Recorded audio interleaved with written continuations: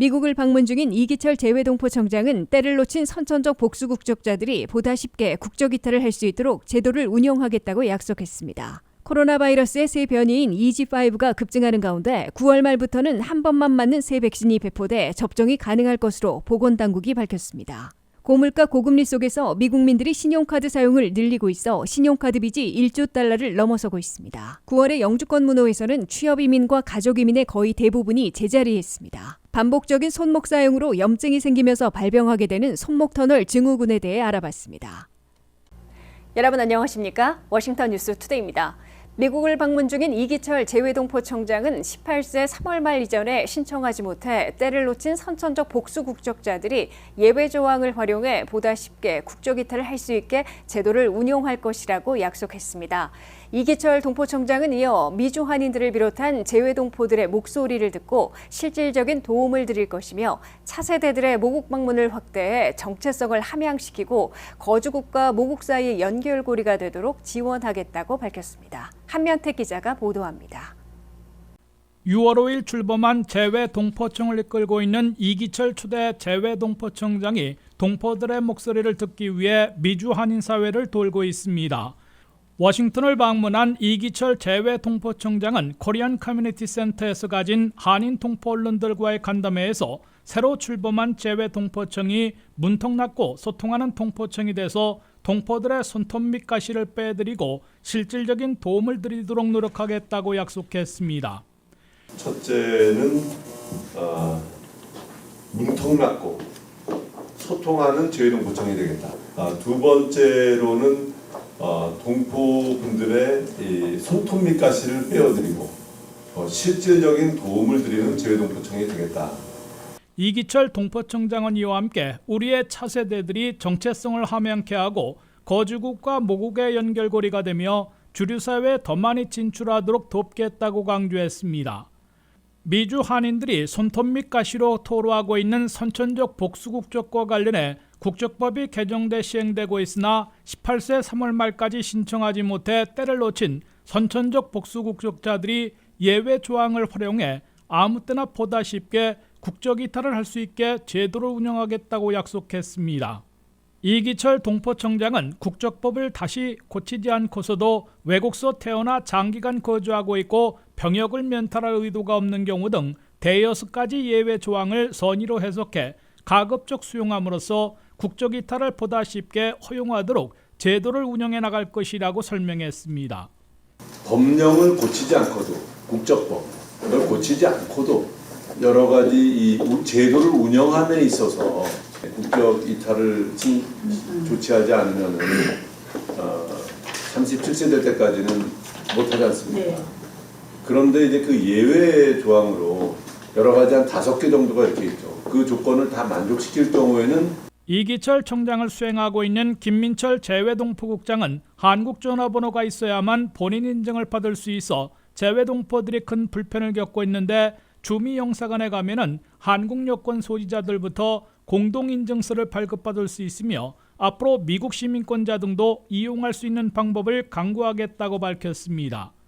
워싱턴 총영사관 동포담당 이지호 참사관은 한인 동포 2세들도 많이 모국 방문을 할 수 있도록 한미 정상 간 합의에 따른 한미 차세대들의 인적교류 확대 방안에 구체안을 마련하고 있으며 곧 발표될 것이므로 많이 기대해달라고 말했습니다.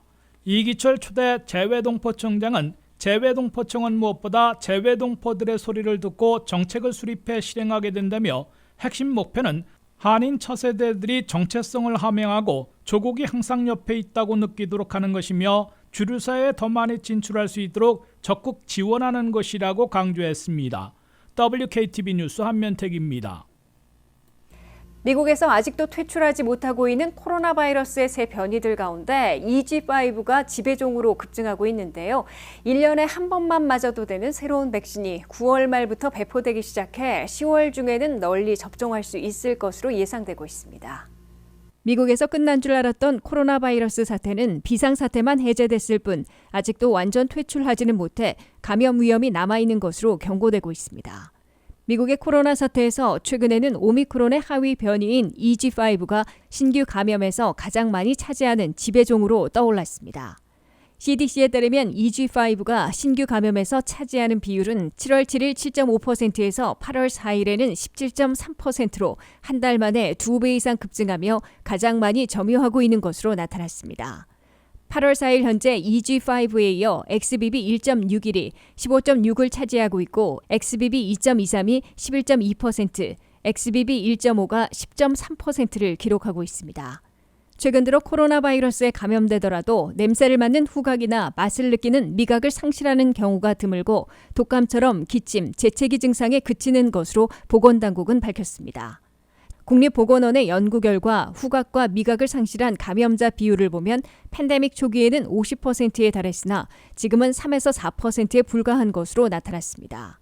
코로나 바이러스의 강도가 약해지고 증상도 미약해져 방심할 수 있으나 중증 발병과 사망 위험이 완전 사라진 것은 아니라고 보건당국은 경고하고 있습니다. 새 지배종이 된 EG5를 포함하는 오미크론의 하위 변이의 본류인 XBB 계열을 표적으로 하는 새 백신이 올가을 접종을 위해 준비되고 있습니다. FDA와 CDC는 화이자와 모더나로부터 새 백신의 긴급 사용 승인 요청서를 받은 데 이어 노바백스로부터도 요청서를 접수한 후 8월 말까지 새 회사의 새 백신들에 대해 긴급 사용을 승인할 방침입니다. 그럴 경우 화이자와 모더나, 노바백스의 새 백신들은 9월 말부터 배포되기 시작해 10월에는 누구나 쉽게 시중에서 접종할 수 있게 될 것으로 보건당국과 회사 측은 밝혔습니다. 새 코로나 백신은 이번 가을부터 크게 세 가지가 달라집니다. 첫째, 이번부터는 독감 백신처럼 1년에 한 번만 맞아도 됩니다. 둘째, 기존의 백신처럼 접종 자격이 단순화돼서 10대부터 모든 성인들은 새 회사 중 하나를 선택해 새 백신을 접종할 수 있게 됩니다. 다만 2세 안팎의 영유아들은 노바백신을 제외하고 화이자와 모더나 중에 한 가지 백신을 한 번 접종할 수 있게 되며 생후 6개월 미만은 소량으로 2-3번 접종하도록 권고됩니다. 셋째, 연방정부의 백신 구매와 배포가 종료됐으나 이번 가을 백신은 무료 접종을 할 수 있을 것으로 바이든 행정부는 밝혀놓고 있습니다. 미국민들이 고물가 고금리 속에서 신용카드 사용을 대거 늘리는 바람에 신용카드 사용 빚이 사상 처음으로 1조 달러를 넘었습니다. 신용카드 사용은 고소득층에서도 급증해 1년 이상 빚을 완전 갚지 못하는 미국민들이 60%인 5,400만 명이나 되고 90일 이상 연체율이 전년의 3%대에서 1년 만에 5%를 넘은 것으로 나타났습니다. 한면택 기자의 보도입니다. 미국의 가계부채에서 신용카드 사용빚이 홍수처럼 불어나고 있어 비상이 걸렸습니다. 미국에서 신용카드 사용빚이 2분기인 6월 말 현재 사상 처음으로 1조 달러를 넘어섰으며 고물가 고금리 속에서도 급증해 장기 빚더미, 연체율 급등을 비롯한 적지 않은 문제점을 노출하고 있습니다. 뉴욕 연방은행이 발표한 미국민 가계부채는 2분기에 17조 600억 달러로 전분기보다 160억 달러, 전년보다는 9,090억 달러나 늘어났습니다. 특히 2분기 가계부채 가운데 신용카드 사용빚이 사상 처음으로 1조 달러를 넘어서 1조 300억 달러를 기록했습니다. 신용카드 사용빚은 1분기에 9,860억 달러보다 450억 달러, 전년보다는 1,440억 달러나 급증한 겁니다. 고물가 고금리 속에서도 미국인들은 비상금이나 생필품 구입 등에서 신용카드를 더 많이 의존하며 사용해 카드빚을 크게 늘리면서 사상 최초의 1조 달러 돌파라는 기록을 세운 것으로 분석됩니다. 신용카드 사용빚이 처음으로 1조 달러를 넘어서면서 1년 이상 갚지 못하고 있는 카드 사용자들의 비율이 60%인 5,400만 명이나 되는 것으로 나타났습니다. 심지어 90일 이상 연체하는 비율이 지난해 2분기 3.35%에서 올해 2분기에는 5.08%로 급등했습니다. 이에 비해 자동차 할부 금융의 연체율은 2.41%이고 학자융자금은 0.85%, 주택모기지는 0.63%에 불과해 신용카드 연체가 심각해지고 있음을 보여주고 있습니다. 미국의 가계부채 17조 600억 달러 가운데 대부분인 12조 100억 달러는 주택모기지가 차지하고 있는데 전분기보다 300억 달러 줄어들어 주택시장 냉각을 반영하고 있습니다. 가계부채 가운데 2분기에는 2위와 3위 자리가 바뀌었습니다. 자동차 할부 금융액이 2분기에 1조 5,800억 달러로 2위로 올라섰는데 전분기보다 200억 달러, 전년보다는 800억 달러 늘어났습니다. 3위는 학자융자금으로 1조 5,700억 달러로 줄어들었는데 전분기보다는 350억 달러, 전년보다는 200억 달러 감소했습니다. 학자융자금이 3위로 밀려난 것은 팬데믹 3년 동안 월 상한이 장기간 동결된 데다가 대학 등록률이 하락했기 때문으로 해석됩니다. 그러나 이번 10월부터 학자융자금의 월 상한이 재개되기 때문에 스튜던트 론이 다시 늘어나면서 2위로 올라서고 연체율도 올라갈 것으로 예상되고 있습니다. WKTV 뉴스 한면택입니다. 올 회계연도의 마지막 달인 9월의 영주권 문호에선 취업이민과 가족이민의 거의 대부분에서 제자리했습니다. 다만 10월부터는 새로운 회계연도가 시작되면서 영주권 쿼터가 배정되기 때문에 일부 진전이 있을 것으로 예상되고 있습니다. 2023 회계연도를 끝내는 마지막 달인 9월의 영주권 문호에선 취업이민과 가족이민의 거의 전순위에서 대부분 제자리 걸음에 답보 상태에서 벗어나지 못했습니다. 9월의 영주권 문호에선 전달과 같은 대폭적인 후퇴만 모면했을 뿐 잘해야 3개월 진전됐고 대다수 범주에선 동결됐습니다. 국무부가 발표한 9월의 비자 블러틴에 따르면 박사급이 신청하는 취업이민 1순위의 승인일은 전달에 생겼던 컷오프 데이인 2023 8월 1일에서 멈춘 반면 접수 가능일은 계속 오픈됐습니다. 석사 이상 고학력자들이 신청하는 취업이민 2순위의 최종 승인일은 2022년 7월 1일로 3개월 진전된 데 비해 접수 가능일은 2022년 12월 1일에서 연속해 멈췄습니다. 취업이민 3순위 학사학위 이상과 숙련직에는 전달 대폭 후퇴했던 최종 승인일이 이번에는 2020년 5월 1일에서 유지됐고 접수 가능일은 2023년 5월 1일에서 계속 제자리했습니다. 취업이민 3순위 비숙련직의 경우 최종 승인일이 2020년 5월 1일, 접수 가능일은 2020년 6월 1일에서 동결됐습니다. 취업이민 4순위인 특별이민과 비성직자 종교이민에서도 최종 승인일이 2018년 9월 1일로, 접수 가능일은 2018년 10월 1일로 전달과 같게 나왔습니다. 취업이민에선 이제 5순위 투자이민만 승인일과 접수일, 그리고 1순위 접수 가능일만 계속 열려있게 됐습니다. 9월 영주권 문호에선 가족이민에서도 대부분 제자리에 회계연도 마지막 달까지 답보 상태를 면치 못했습니다. 미시민권자의 21세 이상 성년 미혼 자녀들이 대상인 가족이민 1순위는 최종 승인일이 2015년 1월 1일, 접수일은 2017년 9월 1일에서 제자리했습니다. 영주권자의 배우자와 미성년 자녀들이 대상인 2A 순위의 최종 승인일은 2018년 1월 1일로 3개월 진전된 반면 접수 가능일은 새 컷오프 데이트로 2023년 9월 1일이 설정돼 막히기 시작했습니다. 영주권자의 성년 미혼 자녀인 2순위 B는 승인일이 2015년 9월 22일에서 접수일은 2017년 1월 1일에서 멈췄습니다. 시민권자의 기혼 자녀인 3순위는 승인일이 2009년 1월 8일, 접수일은 2010년 3월 1일로 동결됐습니다.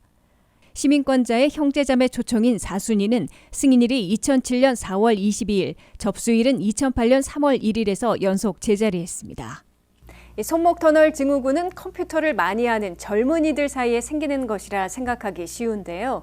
하지만 앉아서 쉴 때조차 스마트폰 등을 보면서 움직이는 부위가 손과 손목이기 때문에 남녀노소를 가리지 않고 손목터널 증후군 환자들은 급증하고 있다고 합니다. 특히 가사일을 많이 하는 주부들에게도 나타나는 것으로 알려져 있는데요. 심하면 수술까지 해야 하는데 예후는 좋다고 합니다. 손과 손가락의 감각이나 근력이 떨어지는 것이 느껴진다면 대수롭지 않게 넘기지 말고 병원을 찾아 치료받는 것이 좋겠습니다. 안혜린 기자입니다. 컴퓨터는 물론 스마트폰까지 손목을 쉬지 못하게 한다. 전문가가 말한 첫 번째 원인입니다. 손목의 수근근래의 압력이 증가하여 정중신경이 압박을 받아 발생하는 손목터널 증후군은 손목의 반복된 사용으로 염증이 생기거나 근육 및 인대가 부어 손과 손가락의 저림, 통증, 감각 저하, 부종, 힘의 약화 등이 나타나는 말초신경 압박 증후군입니다. 생활 속에서는 저림과 통증, 손의 부종 이외에 컵을 자주 놓친다던가 물건을 잡는 힘이 약해졌다, 혹은 치약 뚜껑을 열 때 힘이 들어가지 않는다라는 증상을 호소하고 있습니다. 이것은 손목터널 증후군으로 엄지 두덩 근육, 엄지손가락 쪽의 근육이 약해지기 때문입니다. 손목 터널 증후군은 보통 보존적 치료와 수술적 치료를 하기에 초반에는 보존적 치료, 약물과 물리치료, 보조기, 주사치료 등으로 어느 정도 해결이 가능하지만 확실한 감각 저하와 근력 저하가 생기기 전에는 수술을 해야 한다고 권하고 있습니다. 손목 터널 증후군이 발생한 환자는 통증 때문에 근력 저하를 처음에는 잘 느끼지 못하다가 점점 엄지를 움직이기 힘들어지며 통증과 무관하게 근력 저하가 진행됩니다. 근력 저하가 근육 위축까지 진행되면 위축된 근육은 다시 회복되지 않는 경우가 많기 때문에 그 전에 반드시 수술로 진행을 멈춰줘야 합니다. 손잡이가 없는 컵을 자주 떨어뜨리는 것은 컵을 잡는 근육의 힘이 약해진 데다가 감각이 떨어져서 순간적인 컵의 움직임에 반응을 할 수 없기 때문입니다. 감각 저하가 오면 신경의 기능 자체가 떨어지면서 손으로 물체를 만져봤을 때 무슨 물건인지 잘 인지하지 못한다던가 통증 자체를 느끼지 못하므로 오히려 손은 덜 아파지고 가장 아플 때보다 손을 쓰기가 수월해지기도 합니다. 미국 정형외과학회 가이드라인에서는 치료법으로 수술을 권하고 있는데 기능이 떨어진 경우에는 비교적 빨리 수술을 권유하게 됩니다. 내원 시 간단한 테스트로도 선별이 가능합니다. 이때 문제가 있거나 손가락들끼리의 촉각이나 압각이 심각하게 달라졌을 경우, 심한 통증이 갑자기 사라졌을 경우 세밀하게 진찰해 치료하게 됩니다. 전문가는 이제 100세 시대인 만큼 엄지손가락을 잘 쓰지 못하는 삶의 질이 얼마나 떨어지는지 확인하면 놀라게 된다며 손과 손가락의 감각이나 근력이 저하되는 것이 느껴지는 경우 정기적인 검진을 통해 알아보고 빠른 치료를 해야 한다고 권했습니다. WKTV 뉴스 안혜련입니다. 이상으로 워싱턴 뉴스투데이를 마치겠습니다. 시청해주신 여러분 고맙습니다.